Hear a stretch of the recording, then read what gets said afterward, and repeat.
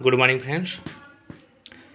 आज हम इकोनॉमिक्स का एक महत्वपूर्ण टॉपिक, जैसे आप जब इकोनॉमिक्स में नेशनल इनकम पढ़ते हैं, राष्ट्रीय आय पढ़ते हैं, तो उसमें आप दो टर्म पढ़ते होंगे, जीडीपी, एनडीपी, जीएनपी, एनएनपी। ये चार मेजर टर्म्स होते हैं, इनको आप पढ़ते हैं अच्छे से। और जब आप जीडीपी को पढ़ते हैं तो जीडीपी में आप दो चीज़ें पढ़ते हैं। एक पढ़ते हैं जीडीपी, मौद्रिक जीडीपी,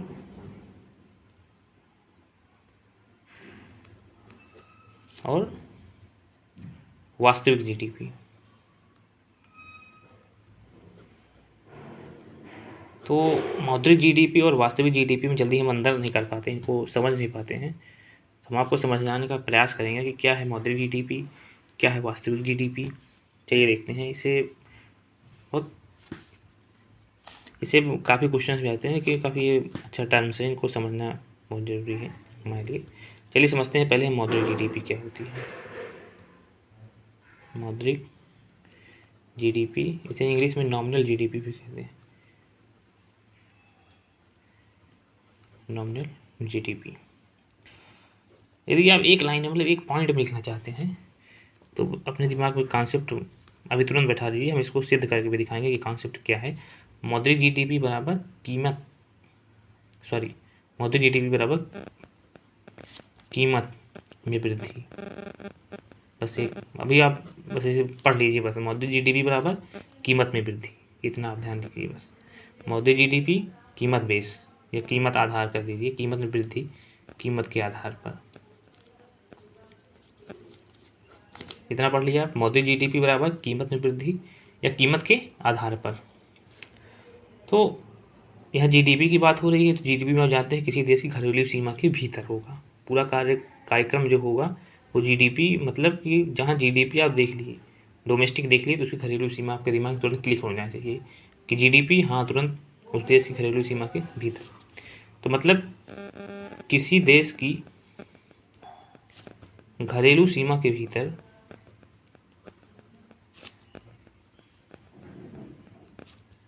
उस वर्ष को मतलब उस वित्तीय वर्ष में अंतिम वस्तुओं तथा सेवाओं के अंतिम मूल्य की गणना चालू कीमतों के आधार पर की जाए। किसके कीमतों के आधार पर? चालू कीमतों के आधार पर की जाए।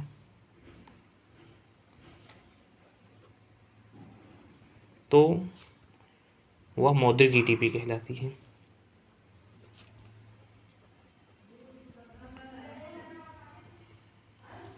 चालू कीमतों के आधार पर की जाएगी तो मौद्रिक जीडीपी कहते हैं। माने उस साल उस वक्त की कीमत क्या है, उस कीमत के आधार पर वहाँ पर जब कैलकुलेशन किया जाएगा तो मौद्रिक जीडीपी कहलाएगी। समझिए आप। अब अगला देखते हैं क्या है वास्तविक जीडीपी या रियल जीडीपी। इसका आप केवल जैसे इसमें हमने मौद्रिक जीडीपी बराबर कीमत के आधार पर या कीमत में वृद्धि, मौद्रिक कीमत, रियल या इसे वास्तविक जीडीपी आप तुरंत कर लीजिए प्रोडक्टिविटी, उत्पाद के आधार पर। ये 60 टर्म्स हैं, पढ़ने का बहुत लंबा पढ़ेंगे, लेकिन ये 60 टर्म्स हैं। उत्पाद के आधार पर, मौद्रिक जीडीपी कीमत के आधार पर, नॉमिनल जीडीपी उत्पाद के आधार पर। अब इसको कैसे डिफाइन करेंगे, उत्पाद के आधार पर कैसे हुआ? तो जीडीपी तुरंत क्लिक दिमाग में गया, घरेलू सीमा के भीतर किसी देश की घरेलू सीमा के भीतर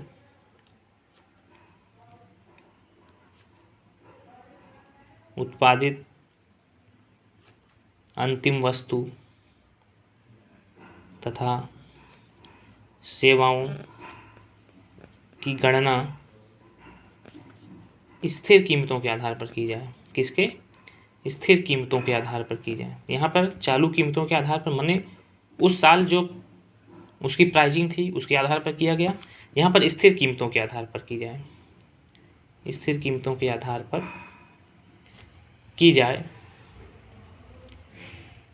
तो उस गणना को हम क्या कहेंगे, रियल जीडीपी कहेंगे। हम देखिए कि समझते हैं इस चीज़ को। यहाँ पर चालू कीमतों के आधार पर कहा गया तो मौद्रिक जीडीपी हो गई, यहाँ पर स्थिर कीमतों के आधार पर कहा गया तो रियल जीडीपी हो गई। अब देखिए स्थिर कीमतों का मतलब क्या हुआ, अब एक फार्मूला देख लीजिए, नॉर्मल सा फार्मूला, जैसे मौद्रिक जीडीपी बराबर हो जाएगा क्यू इंटू पी। यहाँ देख लीजिए मौद्रिक जीडीपी या नॉमिनल जीडीपी बराबर हो जाएगा क्यू इंटू पी। क्यू का मतलब हो गया चालू वर्ष में, उस चालू वर्ष जो साल चल रहा है, चालू वर्ष में उस वस्तु की कीमत, चालू वर्ष में उस वस्तु की कीमत, पी बराबर प्रोडक्ट उत्पाद, ये होगी मौद्रिक जीडीपी। दोनों को मल्टीप्लाई कर देंगे, जो आ जाएगा उसकी मौद्रिक जीडीपी हो जाएगी उस साल की। और रियल जीडीपी या वास्तविक जीडीपी, ये हो जाएगा। इसका भी फार्मूला हम रखते हैं क्यू इंटू पी, चेंज कर देंगे। क्यू बराबर हो जाएगा यहाँ पर स्थिर वर्ष में उस वस्तु की कीमत, स्थिर वस्तु में उस वस्तु की कीमत, पी बराबर प्रोडक्ट उत्पाद। समझते हैं कि किसी भी देश की मौद्रिक जीडीपी यदि बढ़ रही है तो वो अच्छी है, कि रियल जीडीपी बढ़ रही है तो अच्छी है। चलिए समझते हैं। जैसे हमने मैगी के 10 पैकेट लिए, 10 पैकेट लिए, उसमें उसकी यदि हम मौद्रिक जीडीपी कैलकुलेट करेंगे, मौद्रिक जीडीपी जब कैलकुलेट करेंगे उसकी, तो मान लीजिए 10 पैकेट लिए और पिछले वर्ष इसकी मौद्रिक जीडीपी कैलकुलेट करेंगे तो कीमत के आधार पर है। तो मान लीजिए मैगी की जो पैकेट है उसकी कीमत है 10 रुपये, एक मैगी की कीमत 10 रुपये है, तो कितना उसकी जीडीपी होगी, मौद्रिक जीडीपी उस वर्ष कितनी हो गई, 100 रुपये हो गई। ठीक, ये कीमत है, ये मैगी के पैकेट हैं, उत्पाद हैं। 10 रुपये एक पैकेट की थी कीमत, 10 पैकेट थी तो 100 रुपये हो गए, क्योंकि कीमत के आधार पर यहाँ हो रही है किसकी गणना, मौद्रिक जीडीपी की। अब ये बात रही मान लीजिए कि 2014-15 की। अब मान लीजिए अगले वर्ष आते हैं 2015-16 में, तो उत्पाद से मतलब नहीं है, क्योंकि मौद्रिक जीडीपी की कैलकुलेशन हो रहा है तो वो कीमत के आधार पर होती है। तो मान लीजिए मैगी की पैकेट जो है 10 ही हैं, लेकिन उनकी कीमत बढ़ गई, कितनी हो गई, 15 रुपये हो गई। अब उनका कितना मौद्रिक जीडीपी या नॉमिनल जीडीपी कितनी हो गई, 150 रुपये हो गई। नॉमिनल जीडीपी तो बढ़ गई, लेकिन क्यों बढ़ गई, क्योंकि उनकी कीमत में, उनकी प्राइसिंग में इंक्रीजिंग या डिक्रीजिंग, जो कि मान लीजिए 15 जगह 5 हो गई तो 50 रुपये हो जाएगी। मीन्स मौद्रिक जीडीपी जो होती है उनकी प्राइसिंग के आधार पर उसकी कैलकुलेशन की जाएगी, उनकी कीमत के आधार पर, और कीमत जो उनकी उसी वर्ष की चालू वर्ष में जो उसकी कीमत रहेगी उसके आधार पर की जाएगी। ये होती है हमारी मौद्रिक जीडीपी। और रियल जीडीपी जब होगी, रियल जीडीपी देखिए कैलकुलेशन करते हैं, तो मान लीजिए कि 2014-15 में मैगी की एक पैकेट कीमत 10 रुपये थी, हमने 10 पैकेट बनाए थे 10 रुपये, तो उसमें रियल जीडीपी 100 रुपये थी। अब लेकिन 2015 और 16 में जब हम उसका कैलकुलेशन करेंगे तो हमें मैगी की कीमत को 10 के ही आधार पर कैलकुलेशन करना है। कीमत 10 है, लेकिन हम प्रोडक्टिविटी यहाँ बढ़ा दिए। मान लीजिए हमने अपने अब मैगी के 15 पैकेट बना दिए, तब हमारे पास फिर भी कितनी हो गई, रियल जीडीपी 15 हो गई, यहाँ 150 हो गई। तो यहाँ हम देख रहे हैं कि यहाँ पर प्रोडक्ट में इंक्रीजिंग हो रहा है, यहाँ पर कीमत से इंक्रीजिंग या डिक्रीजिंग मतलब है, यहाँ पर प्रोडक्ट से इंक्रीजिंग डिक्रीजिंग मतलब है। तो किसी भी देश के लिए यदि हम प्रोडक्शन ज़्यादा कर रहे हैं, कीमत को हम स्थिर मान ले रहे हैं और उसके प्रोडक्शन में इंक्रीज कर रहे हैं, तो रियल जीडीपी होती है। और रियल जीडीपी किसी देश कंट्री के लिए बहुत अच्छी होगी, क्योंकि हमें तो प्रोडक्ट में इंक्रीजिंग करके अपने देश की जीडीपी को ग्रोथ करना है, ना कि उसकी कीमत में इंक्रीजिंग करके। कीमत में इंक्रीजिंग करके तो फिर हो जाएगी, लेकिन वो हमारी मौद्रिक जीडीपी कहलाएगी।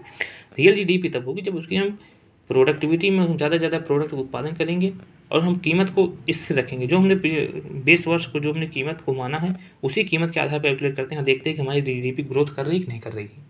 यदि ग्रोथ कर रही है कीमत को स्थिर मान के हम उसकी तुलना कर कैलकुलेशन करेंगे, तो ग्रोथ कर रही है तो रियल जीडीपी बढ़िया है। और एक आप समझ गए होंगे, दिमाग में से एक कॉन्सेप्ट बैठे, मौद्रिक जीडीपी मुद्रा कीमत के आधार पर, रियल जीडीपी उत्पाद के आधार पर, और मौद्रिक जीडीपी जो कैलकुलेशन करते हैं वो चालू वर्ष की कीमतों के आधार पर करते हैं। रियल जीडीपी की तुलना जो कैलकुलेशन करते हैं वो स्थिर वर्ष की कीमतों के आधार पर। सीधे पीटी में क्वेश्चन दे देगा, प्रीलिम्स में दिखेगा 2 लाइन, पहले आप लाइन लिख देगा ऐसे, निम्न कथनों में से कौन सा कथन सही है गलत है। पहला स्टेटमेंट दे देगा कि मौद्रिक जीडीपी की तुलना हम स्थिर वर्ष की कीमतों के आधार पर करते हैं, और दूसरा स्टेटमेंट दे देगा कि रियल जीडीपी की तुलना में हम चालू कीमतों के आधार पर करते हैं। तो इंटरचेंज कर दिया, वहाँ पे चालू होना चाहिए, यहाँ पे स्थिर होना चाहिए, तो दोनों सेंटेंस गलत हो गए। तो मौद्रिक जीडीपी की तुलना करते हैं चालू कीमतों के आधार पर, जो उस वर्ष की चालू कीमत है उसके आधार पर। रियल जीडीपी की तुलना करते हैं स्थिर वर्ष की कीमतों के आधार पर, जो हमने मानक स्टैंडर्ड कीमत को, जो हमने स्थिर साल या पिछले साल की मान लेते हैं कि पिछले साल इसकी कीमत ये थी, इसी साल भी इसकी कीमत ये रखते तो हमारी जीडीपी कितनी ग्रोथ करती। ये होती है हमारी रियल जीडीपी, वो होती है मौद्रिक जीडीपी। एक शॉर्ट टर्म में होता है जीडीपी डिफ्लेटर जिसे कहते हैं, वो उसको समझ लीजिए, पढ़ रहे हैं तो जीडीपी डिफ्लेटर, या जीडीपी डिफ्लेटर की गणना जब करते हैं तो उसमें क्या करते हैं चालू वर्ष में जीडीपी बटे स्थिर चालू वर्ष की कीमतों के आधार पर जीडीपी, चालू वर्ष के कीमतों के आधार पर जीडीपी बटे स्थिर वर्ष के कीमतों के आधार पर जीडीपी इंटू 100। अब चालू वर्ष की कीमतों की जीडीपी के आधार को हम क्या कह सकते हैं, नॉमिनल जीडीपी कह सकते हैं। स्थिर वर्ष की कीमतों के आधार पर जब तुलना करें क्या हो जाएगी, रियल जीडीपी इंटू 100। इसको और भी क्या कह सकते हैं कि कीमत के आधार पर यह जीडीपी की तुलना करें बटे उत्पाद के आधार पर जीडीपी की तुलना करें, दोनों का अनुपात इंटू 100 कर दें, तो जो आएगा हमारा जीडीपी डिफ्लेटर कहलाएगा। तो ये टॉपिक थे, ये कैसे लगे आप हमें ज़रूर बताइएगा, और आशा करते हैं कि आपको समझ में आया होगा। Thank you.